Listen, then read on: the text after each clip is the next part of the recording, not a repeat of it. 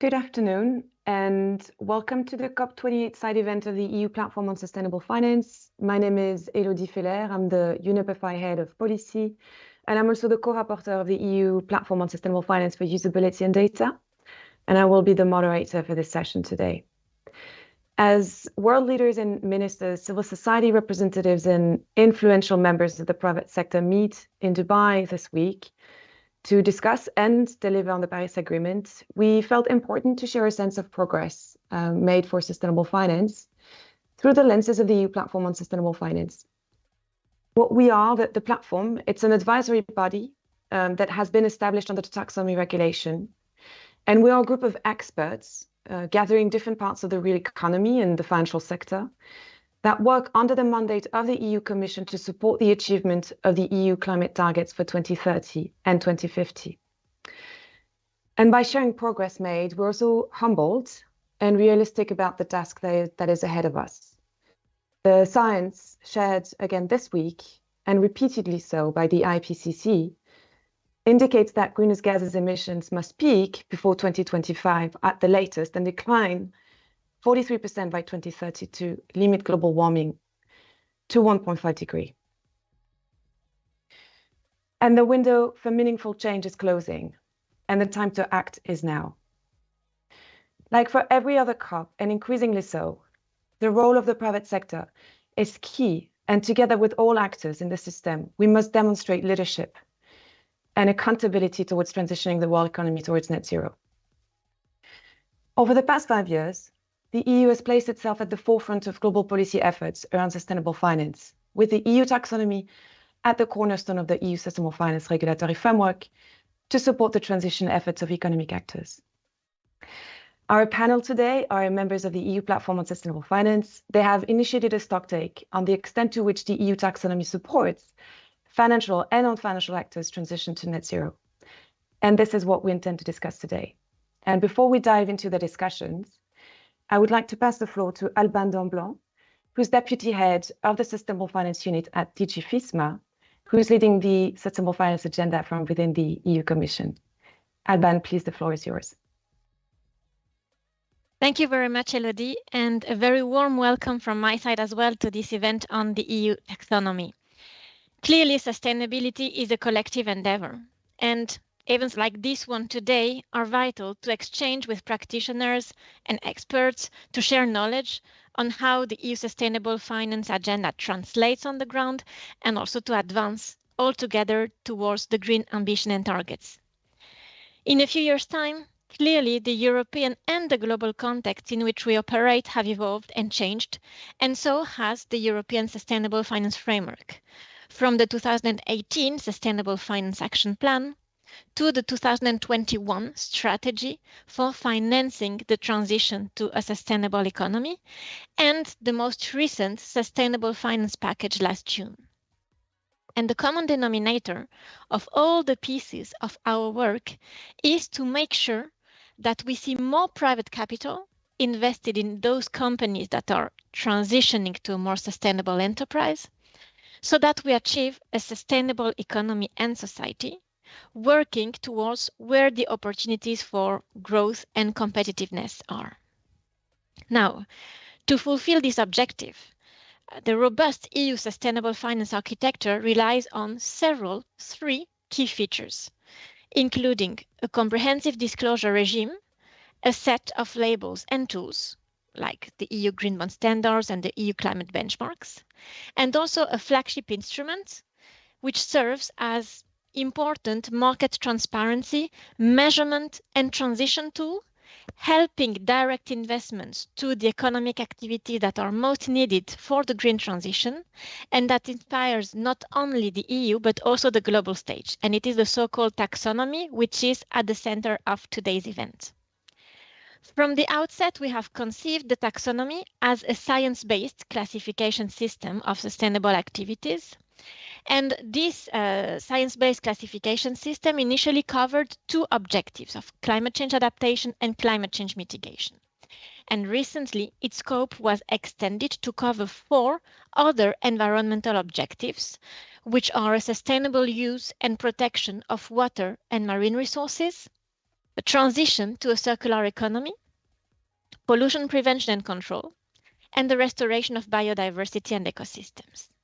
And with these latest developments, the taxonomy now includes more than 150 different activities, which will, of course, increase its usability and the potential in scaling up sustainable investments in the EU, and at the same time providing safeguards against greenwashing. And importantly, and to conclude these introductory remarks, we could not achieve all this alone. In other words, working in very close partnership with experts, stakeholders, and actors on the ground is key for the sustainable finance journey, both in the conception phase and, of course, in the implementation step. So as regards the design of the taxonomy and of its performance criteria that we call the technical screening criteria, the Commission receives advice from the Platform on Sustainable Finance, which brings together leading sustainability experts across all stakeholder groups and whose outputs decisively inform the work of the Commission. But the collective work does not stop here, of course, and making sure that the taxonomy is understood and used on the ground is key for its success and impact. And here again, it is a truly collective effort, again in close collaboration with the Platform on Sustainable Finance. In particular, the European Commission actively works on the usability of the taxonomy, produces guidance for the actors to facilitate the implementation of the taxonomy, and has created a set of online tools under the umbrella of the Taxonomy Navigator to support users navigate this EU taxonomy in a simple and practical manner. And the recent launch of the stakeholder request mechanism, allowing stakeholders to contribute to the future of the taxonomy, is also an integral part of this ambition. As a mirror of this dialogue, collaboration and co-creation, we have the pleasure today to welcome three excellent and renowned speakers that Elodie will now introduce and that will provide us with very rich and inspiring exchanges on the EU taxonomy. Thank you very much. Thank you very much, Alban. And indeed, so with us today, I would like to introduce Julia Bachman, who's Managing Director at Allianz Global Investors. Thank you, Julia, for being with us today. We also have Nicole Della Vedova, who's Head of Corporate Finance and Structured Finance at Enel. And we also have Nadia Humphrey, who's Head of Climate and Global Regulation at Bloomberg. And thank you very much for you three for being with us. My first question goes to you, Nicole. As Alban just described, the Commission has set up in the past 5 years a very comprehensive sustainable finance framework with the EU taxonomy at the cornerstone of this framework. And this year was the first year of reporting on taxonomy alignment for companies in the EU to disclose their alignment with the EU taxonomy. And Enel has reported a 21% of taxonomy aligned turnover. And interestingly, 82% of taxonomy aligned capex for 2022. So can you tell us more about the key takeaways from these figures and how would you describe the EU taxonomy for Enel as a transition tool? Nicole, the floor is yours. Thank you. Thank you, Elodie. It's a pleasure to be here. Yes, as you were saying, Enel has shown a full commitment to tackle climate change, decarbonization of the economy, and to raise awareness on sustainable finance across financial markets, while trying also to support the EU decision maker. In Enel, we welcome the development of the EU taxonomy regulation and the broader EU sustainable finance framework as it provides a standardized science-based classification system to identify environmentally sustainable economic activities. The EU taxonomy regulation acts as an important enabler to promote sustainable investment and accelerate the decarbonization of the European economy, while at the same time creating reliability and transparency for investors and supporting companies in planning the net zero transition. As you were saying, for the year 2022, Enel has reported 82% of taxonomy-aligned capex, 21% of taxonomy-aligned turnover, 67% of taxonomy-aligned operating expenditure, and we have added also the 57% of taxonomy-aligned ordinary EBITDA. The first three financial metrics are required by the EU Taxonomy regulation, i.e. CapEx, turnover, and OpEx. And although not expressly required, Enel also performed an assessment in terms of the ordinary EBITDA, believing that these metrics represent also the actual financial performance of integrated utilities such as Enel. In fact, a metric that consider only turnover, it's strongly influenced by the business activities with high volume of revenues, and such as in our case, wholesale market and trading, that do not contribute proportionally to growth in the ordinary EBITDA to the same extent as other business activities. Going beyond the disclosure requirements of the taxonomy, Enel has included the CapEx alignment percentage as one of the key performance indicators of the sustainability-linked financing framework used to define the company's sustainable financial instruments. With this important move forward, I think that we reinforces the role of the taxonomy as a driver to promote sustainable investment decision and demonstrates how sustainability can really be fully integrated in the financial landscape. The figures that we mentioned above provide, I think, valuable insights into Enel commitments to sustainable finance and the effectiveness of the EU taxonomy as a transition tool, suggesting that a substantial portion of Enel business activities and investments are in line with the environmental objective outlined in the taxonomy. And moreover, the high percentage of alignment also suggests that a significant portion of Enel capital investment is directed towards projects and initiatives that contribute to environmental sustainability and the transition to a green economy, with the final objective of achieving the net zero emission target by 2040. And I think that this is in line with the overarching goal of the EU taxonomy to really drive investments towards environmental sustainable activities. Thank you. Thank you very much, Nicole. And turning to you, Julia, because as of next year, financial institutions, including investors like Allianz, will also have to report on EU taxonomy alignment. And so can you tell us more about how you're preparing for this, and also share some of your initial observations on how taxonomy is used and how taxonomy alignment data is used by your investees in your portfolios, please? Over to you, Julia. Thanks. Yeah, thank you very much, Elodie, and good afternoon. I'm really delighted to be here to talk about the taxonomy. Allianz has been a supporter for the EU taxonomy from the outset, because we believe that the science-based system in identifying sustainable activities is something which we need as a common understanding within the market.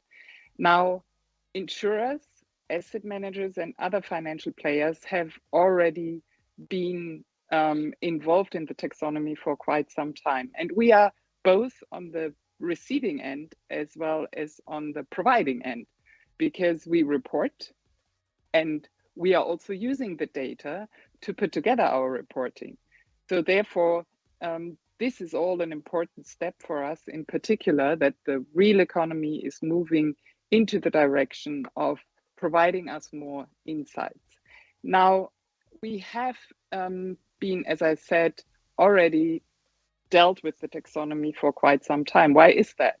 Because already under the NFRD, we were required to disclose on a group level taxonomy alignment, taxonomy eligibility first, and then taxonomy alignment as of this year. Also for financial products, taxonomy reporting is important. So therefore, we've already dealt there with understanding how taxonomy data is provided and what the insights are and how we can use that for the product. Now, with the introduction of the enhanced disclosure requirements under the CSRD and then the reporting requirements the detailed reporting requirements, we are very much looking forward and very excited about getting more detailed information from investee companies. Also, in preparing our own reporting, we of course need to look what we already have there and look at the gaps. This is the task for this year. We have to identify what do we already have and which data do we need in order to have a full-fledged reporting then ready for 2025, sorry. So for 2024, this means collecting relevant data, and it means dry runs. So checking what do we have there and where do we need to ramp up. And as I said, as an investor, we are very excited about getting more information. Now, in terms of data collection, I think it's important to rely on the liquid side, on data providers, and we will hear from Nadia in a minute. But we also have the private market side, which is a nut to crack, because there, data is not readily available. The investee companies do not necessarily fall into the CSRD, under CSRD, are not required to report. So we need to bridge that data gap. And how do we do that? We either negotiate with investee companies going forward to get the required information. We use the taxonomy within the due diligence to identify what is already there. And also there we can rely on some third-party data providers to help us with the due diligence. And lastly, let me talk about climate transition plans, because this is an important step and this is a core element of what is coming there.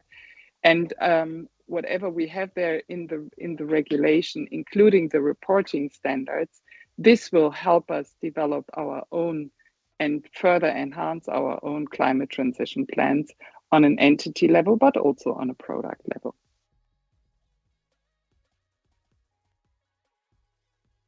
Thank you very much, Julia. And indeed, Nadia, it's a pleasure also to have you with us today. And following the two questions and answers from Nicole and Julia, could you, from the Bloomberg perspective, from the data perspective, share your insights, linking the information that is provided by the non-financials and the information that is being sought by companies like Allianz, as Julia described? Where do you see, in which sectors do you see that the EU taxonomy has contributed to making data more available from companies on sustainability performance? Yeah, thank you, Elodie. Thank you for inviting me to speak to this panel. I feel like it's almost full circle from the times that we spent on the technical expert group pulling together the detailed requirements to actually seeing the first year reporting. So bear with me. I am going to share a few metrics with you just to give you an indication of what we're seeing in the market today. And if you look back, it actually wasn't that long ago where companies were self-reporting green revenue, and that was difficult and incomparable for investors, as I think Julia had mentioned. So what the taxonomy really presents is a common and comparable way of understanding environmental sustainable operations. But I think, as Nicole rightly mentioned, also the capital expenditure, where investments being made, which is a critical metric that I know a lot of investors are focused on. So when I start to look at taxonomy disclosure, this being the first year that we're seeing alignment reporting from non-financial companies, at the moment, I see just over 1,700 companies that are reported eligibility this year, and just over 1,400 companies that have reported alignment. Now, in those numbers, I am including companies that say 0%, i.e. they acknowledge that they have looked at the taxonomy, but they cannot see that they are either eligible or they cannot see that they are aligned. And so actually the really interesting metric that I want to look at is, for those who do disclose, how many of them have at least some degree of alignment to the taxonomy. So when I look at capital expenditure, for those that have eligibility, I am seeing that 48% of them have a non-zero CapEx alignment value, which is really encouraging, almost 1 in 2. It's slightly lower on turnover, so I'm seeing about 38% of companies that have revenue eligible to the taxonomy have some degree of alignment. And then the next metric that I'd probably want to look at is, well, it's good that they have some degree, but I've read quite frequently that taxonomy alignment numbers are really low. A very insignificant amount of the European economy is conducted in an environmentally sustainable way. So I want to test that claim out. And one of the ways that I'm doing that is I would look at the Stock 600. And I would say, of the community of companies I see reporting under the Stock 600, for those that have reported an alignment value, what are the typical percentages of alignment that I see? Now for turnover, that's the lowest number, and you would expect that because companies are not currently making that much money operating in an environmentally sustainable way. But actually the numbers are not small. So it's about 16% is the average number for non-zero disclosure. When I look more at capital expenditure and operating expenses, then the numbers are slightly bigger. It's kind of between the 20 and 25% range as the average for the stocks 600 who are reporting. The other really interesting point, and Elodie, you asked me this question, is sectors. Do we see good sector split? Now, there's quite a lot of divergence. Clearly, as we heard Nicole mention, utilities are doing well here. So the average alignment for utilities companies is around 60 to 70%, really healthy. Same for the energy sector. And that's what you want to see. You want to see that the energy sector is investing to become more environmentally sustainable. And the taxonomy is certainly giving us clues that that's happening. But we're next in line seeing real estate, which is really encouraging. And then similarly, we start to see materials and industrials come up with taxonomy alignment capex around the 12% mark. The other thing, Elodie, that I would just like to share with this group is some voluntary disclosure we're seeing outside of Europe. And I find this really encouraging. So we see about 100 non-European companies that are disclosing because they choose to. And that actually covers across 12 different countries. And when we speak to those companies and we ask them why they're choosing to do that, actually what we hear is they're getting signals from their investors asking them to disclose against this regime. We're aware that there are a number of taxonomies in development, I think north of about 40 by the last metric I saw, being developed locally. But at the moment, there's definitely a sense of better disclosure against the EU as the more robust mandatory regime. And similarly, as Julia mentioned, because financial companies themselves have a reporting obligation and are having those conversations. So hopefully, Elodie, you'll agree with me. These are very strong adoption numbers and clear signals of the taxonomy's usefulness in its first year. Excellent. Those are great numbers, Nadia. Thank you for sharing them with us today. And actually, these are very good numbers. And so the question I have now for Nicole and Julia relate to how they see and use the taxonomy and those numbers, not just from the perspective of having to disclose their alignment themselves, but in terms of how they can use the taxonomy framework and how they see the usefulness of this data to drive their strategic decisions, to drive your financing decisions. And so maybe starting with you, Nicole, how do you see this data that Nadia just reported, and also the data that is so outstanding coming from Enel being used to drive your corporate finance and your investment decisions? Thank you, Elodie. I think that what Nadia just shared, it's really encouraging. The use of taxonomy, especially in the context of the European Union, can play a significant role in shaping and improving companies' sustainable strategy and sustainable finance strategy. And to hear that there are also companies outside Europe that are considering the taxonomy as a benchmark to report, and to hear that our investors asking that, it's of course something that it's a very good news and positive for Europe in general, and for the taxonomy and for the work that the European Commission is doing in Europe. By reporting the EU taxonomy into industrial plan as a lever for sustainable value creation, companies can develop long-term strategy that prioritize environmental sustainable practices. And these involve evaluating existing operation, identifying areas for improvement, and setting targets aligned with taxonomy criteria. I think that companies can also use the taxonomy to assess and manage environmental risk associated with their operation. Understanding the taxonomy criteria helps identify potential risks and liability related to environmental impacts, fostering better risk management practices. As Enel, we made a significant commitment to the EU taxonomy. In early 2023, we took a pivotal step by incorporating for the first time the portion of capital expenditure aligned with the EU taxonomies as KPI within our updated sustainability-linked financing framework.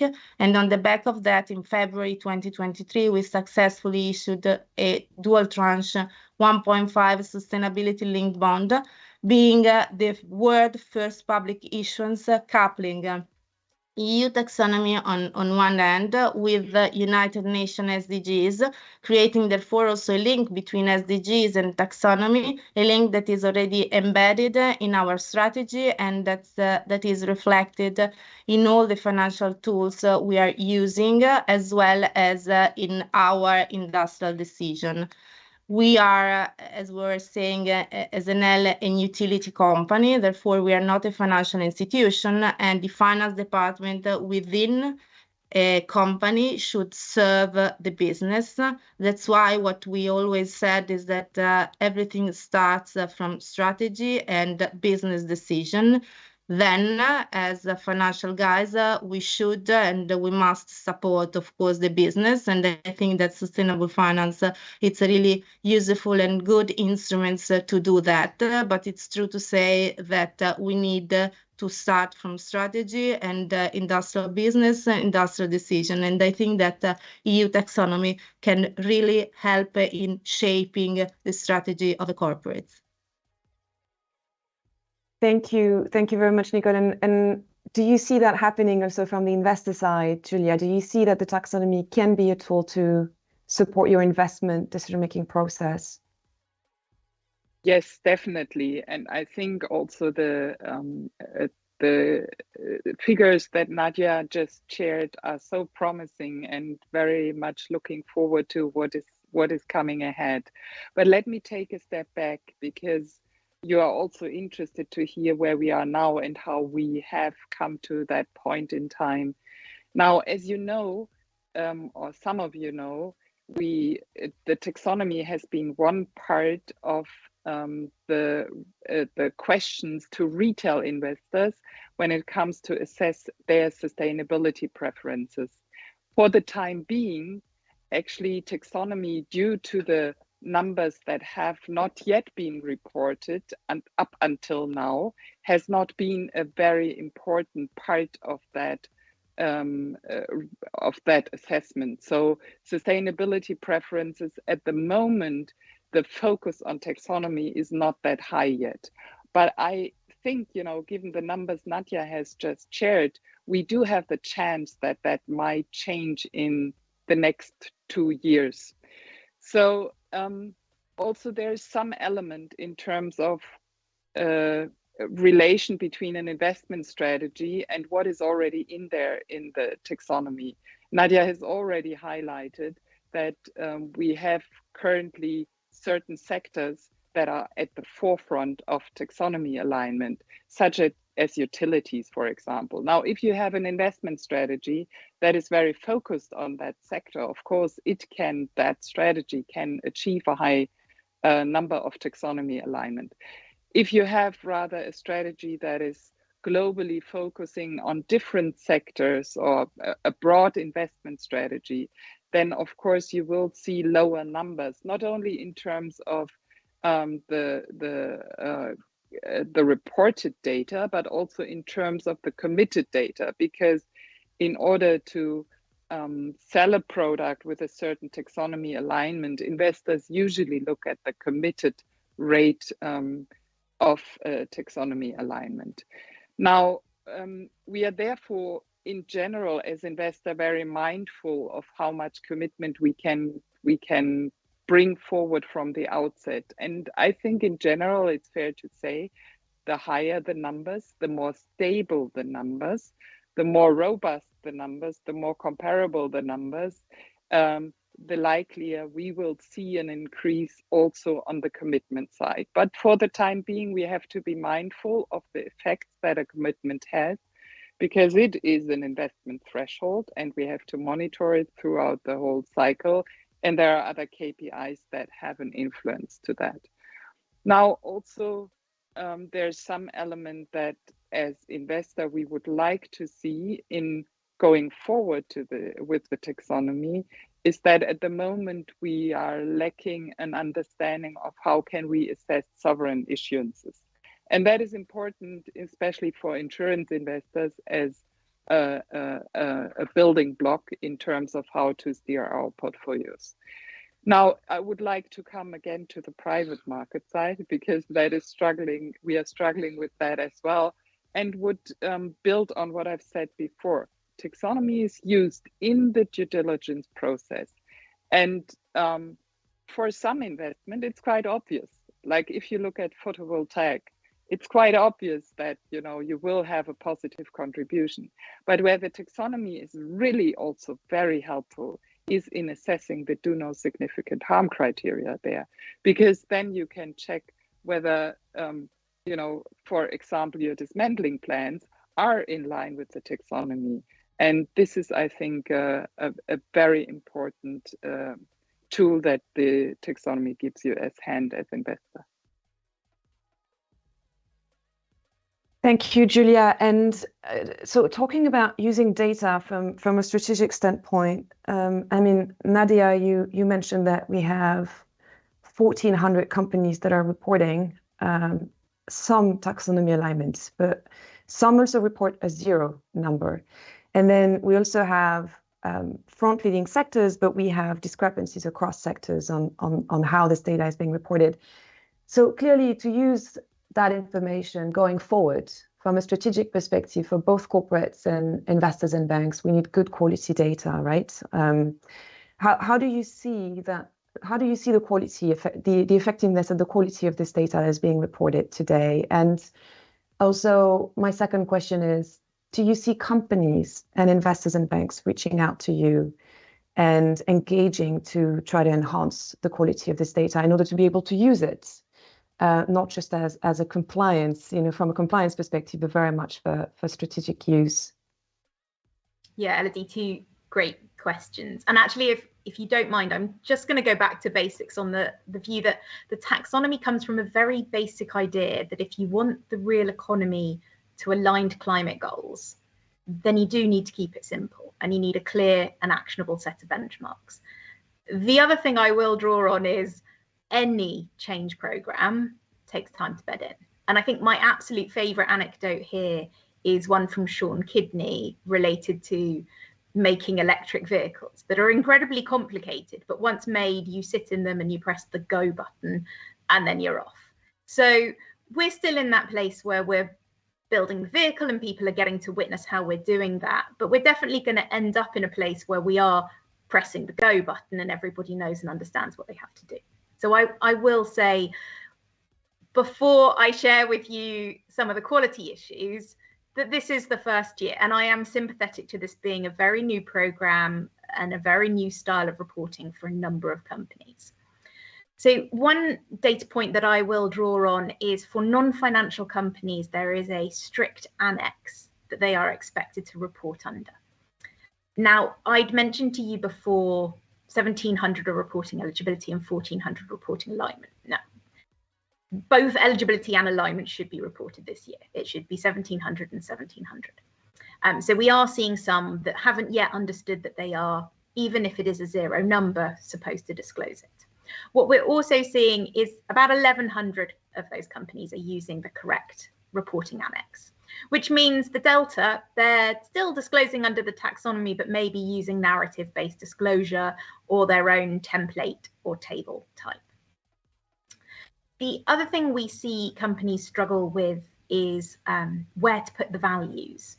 And you'd mentioned about engagement. What we find we do is reaching out to those companies where we think they've got something wrong. We are not seeing inbound queries from corporates related to Bloomberg, can you help me with my disclosure? That is not the shape of the conversation right now. And the types of mistakes that we're spotting relate a lot to the percentage. So people are struggling a little with how to do the right denominator. So sometimes what we will see is the percentage is representative of the percentage of that activity, so that row. Sometimes the percentage is representative of the whole legal entity, the proportion of turnover or capex of the whole legal entity. And sometimes that percentage is based on the proportion of total alignment of the company. So what that is saying to me is a very clear and simple user guide for how to calculate these things is important. And actually, Albain mentioned at the very start, the Commission do have tools and support out there. So for those unaware, the Taxonomy Compass and Navigator are incredibly useful tools to guide new people through how to do those disclosures and actually give you some hints and tricks for being able to get those percentage disclosure numbers correct. So I would encourage anyone listening to this to take a look at some of the materials. But as other speakers have said, Elodie, really, like markets, and Julia pointed this out, standardization and comparability is really important. And therefore, I think, Elodie, you'd mentioned this at your start as well, making reporting as simple and usable as possible should definitely be the aim. And then, like Sean mentions, we can get in that car and we can press the go button and the data will flow and work correctly.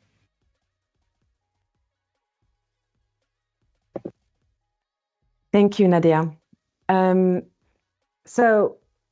turning back to Nicole and Julia here, from your experience and building on those, encouraging early use of the EU taxonomy, and of course, we understand this is the first year of reporting of taxonomy alignment. And so we are very much at the premises of making use of this data and making sure that we improve the quality, right? So we are just sitting in that car at the moment and waiting to press the start button to make it flow across, not just the utility sector, but across all the other sectors, so they're able to make the full use of this framework as well.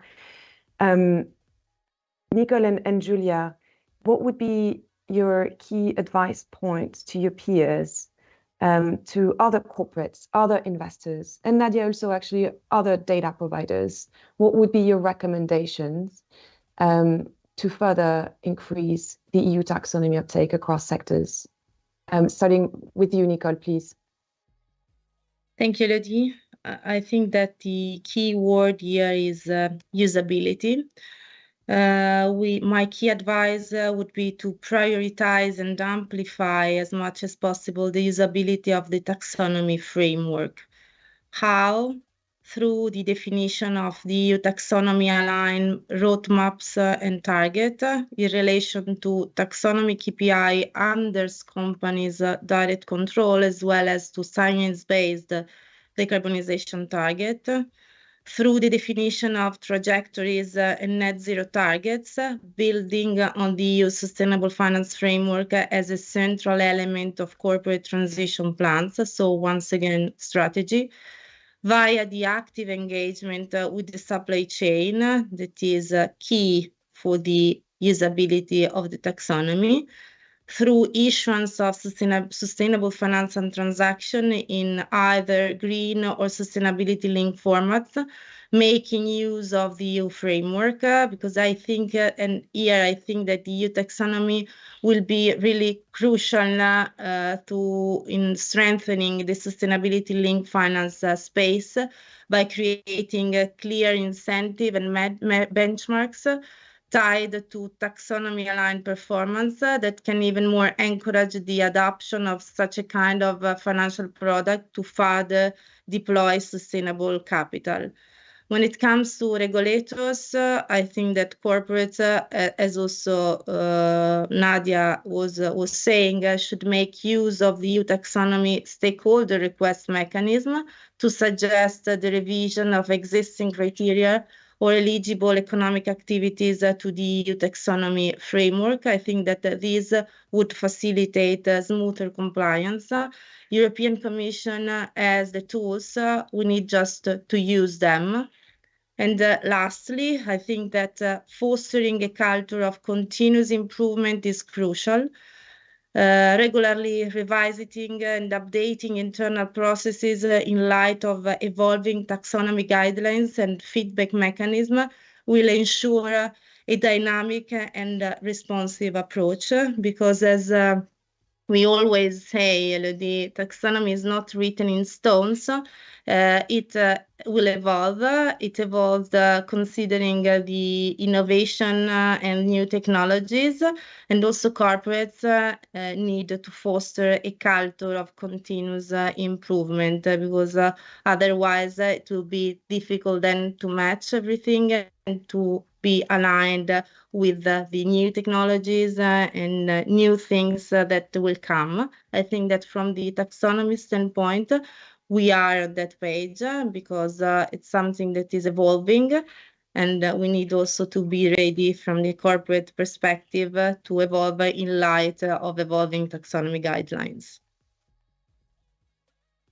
Thank you, Nicole. Can I turn the same question to you, Julia? What would be your recommendations to your peers, to other investors, but also to the regulators to help improve the framework? Thank you. Yeah, happy to answer that question.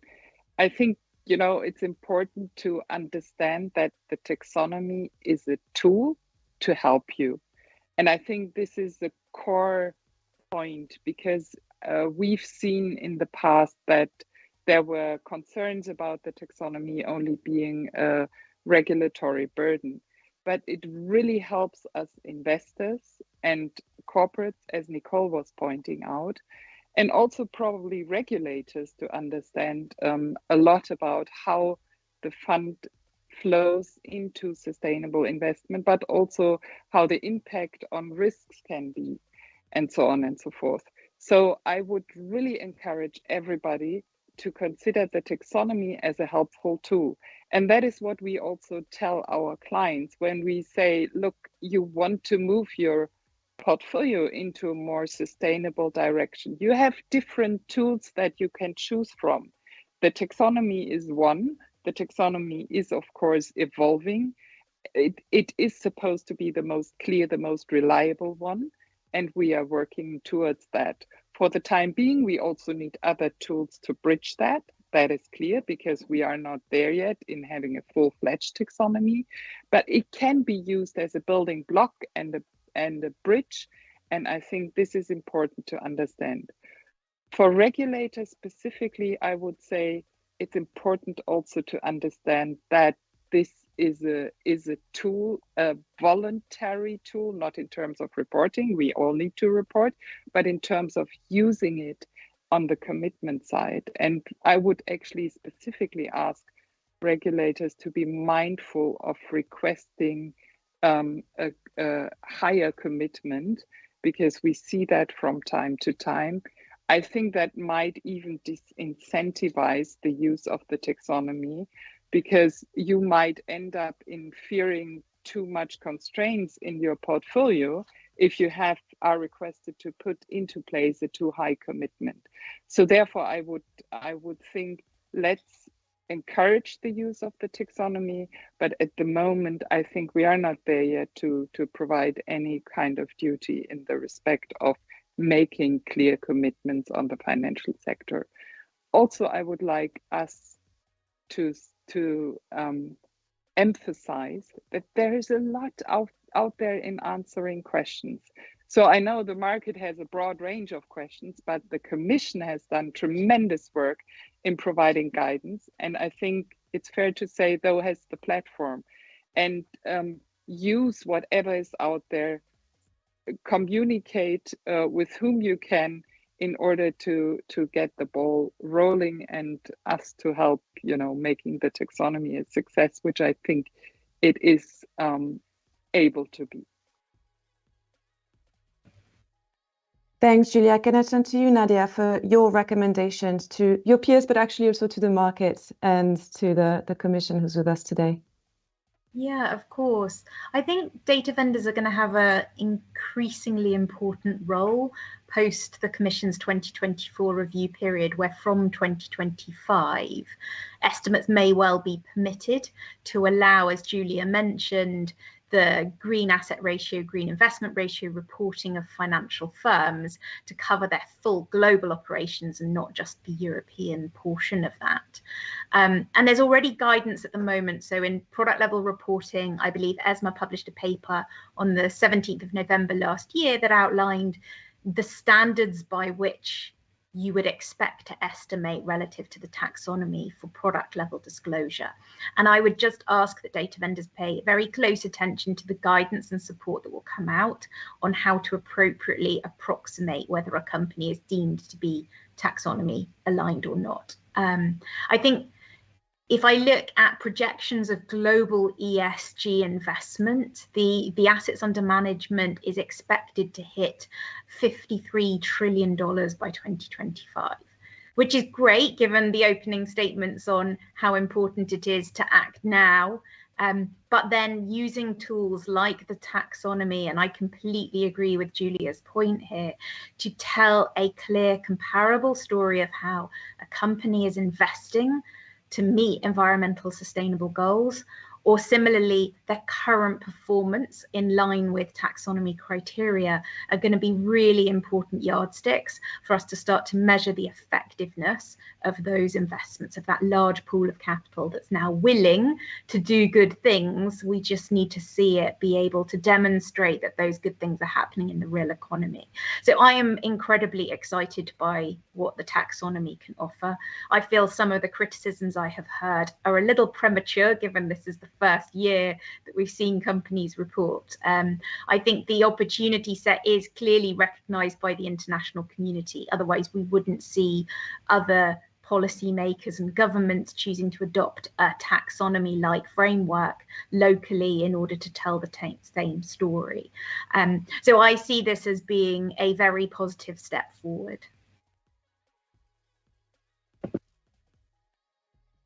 Thank you very much, Nadia. And so we're reaching almost the end of this panel, and I would like to now give the floor back to Alban, maybe to reflect on what has been said today by our panelists, but also for your concluding remarks, please, Alban. Thanks a lot, Elodie. Thank you. Thank you very much, Nadia, Nicole, Julia, for very inspiring, I have to say, and extremely interesting insights and advice about the EU taxonomy. Well, you covered a lot in your respective interventions, and you touched upon several facets, aspects of the EU taxonomy, from market practices, uptake and use of the EU taxonomy, to disclosures and reporting as well, and data availability. And on the latter, as you mentioned, what is very positive and encouraging is the fact that based on these reporting data and the first examples of corporate reporting that you mentioned, the EU taxonomy system is proving successful, and that companies in many areas are taking or making good use of the taxonomy as part of their efforts towards sustainability.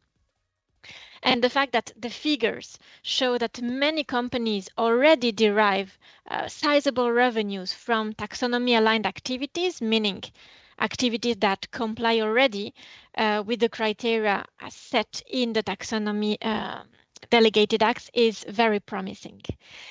Perhaps even more importantly, the fact that many are presenting also investment plans showing how they intend to align further is also very, very important and very encouraging. So in short, the taxonomy is increasingly becoming market practice and a very useful yardstick for sustainability. But of course, the taxonomy is an integral part of the wider sustainable finance framework that we have at EU level.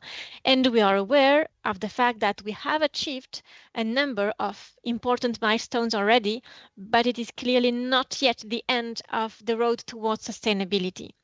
And specifically, it is crucial to facilitate and to simplify the implementation of the rules in this respect. And it is with this in mind that our focus at EU level will be therefore on consolidating this EU Sustainable Finance Framework and taking on board stakeholder feedback on implementation. And the exchanges of today are very telling and very valuable in this respect as well.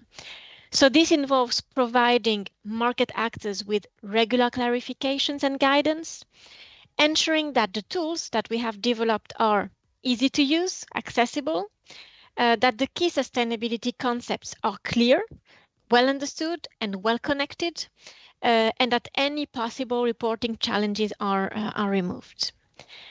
So another now key important aspect that is also necessary for the Sustainable Finance Framework to be successful, and this of course echoes the global essence of the COP28 conference, is to ensure the international interoperability of our standards and our tools, our instruments.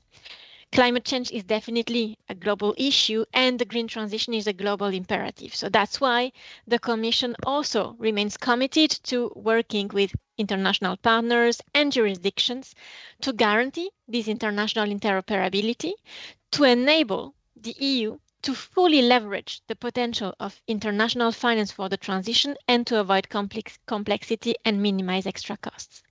So I would end with this international angle as well. Thank you very much. The floor is back to you, Elodie. Thank you very much, Alban. And I think it's the greatest thing we can do is to conclude on this positive note, right? So that the numbers we're seeing coming through from companies in this very first cycle of reporting obligation are positive. They're encouraging, and what we discussed today and what we hear today is that it is a disclosure requirement for companies. So of course, there's an element of compliance here, but we also heard from Nadia that some companies are doing it voluntarily from outside of the EU because they choose to use the EU taxonomy. And most importantly, I think Julia said the EU taxonomy is a tool to help you, right? To help companies to deliver and support their strategic business and investment decisions. We're here to discuss transitioning of economic activities and decarbonizing portfolios of investors and decarbonizing economic activities. And I think what we discussed today is that this is increasingly so happening, and it's backed by data and evidence. And this is very crucial, because going back to what I started with, the science is gloomy. The science is very gloomy. And the window of opportunity to mitigate or even slowing down global warming is closing, right? So I think we're here to say there are tools available. The Commission has put together a very comprehensive framework, and the EU platform is here to support the market, making sure that it makes full use of those tools and that we can help accelerate the pace of the transition in the EU, but also to support the pace of the transition of the global economy outside of EU borders. Back to what the EU platform is going to do, right, to support delivering on this agenda. As Alban mentioned, we're here to advise, and the panelists today are part of this platform. We're here to advise the Commission on the usability of the EU taxonomy, but also of the wider sustainable finance framework. And Julia mentioned other elements of the sustainable finance framework, for example, that are also available to investors. We also are here to advise the Commission on the data quality and availability under the taxonomy regulation, but also we have the CSRD and ESRS corporate disclosure that are going to come into force next year. And so very much here to support companies with their obligations. And Nadia is here very much supporting the effort for the data quality and availability. So what we're intent to do concretely and deliver in the coming months is we have put together, and the panelists on today very much so, have put together a compendium of market practices that are going to showcase as a stock take how in practice, what has been discussed today, so how the taxonomy is being used for disclosures, but also from a strategic standpoint, how this is being taken up by market participants and by companies, with very concrete examples to help, again, guide the market, guide investors, guide companies to further make use of the different tools that are available. With this, I'd like to thank very much our incredible panelists for their insights and for the positive developments that you have shared with us today. Thank you, Julia. Thank you, Nicole, Nadia, and Alban for being with us. We wish you, to all of you that are in Dubai and negotiating to achieve the Paris Agreement, we wish you a very fruitful event and discussions. Thank you very much for your attention, and we stand available for any future interactions and to support you make use of, again, the EU Taxonomy and the Sustainable Finance Framework. Thank you very much. Have a great day.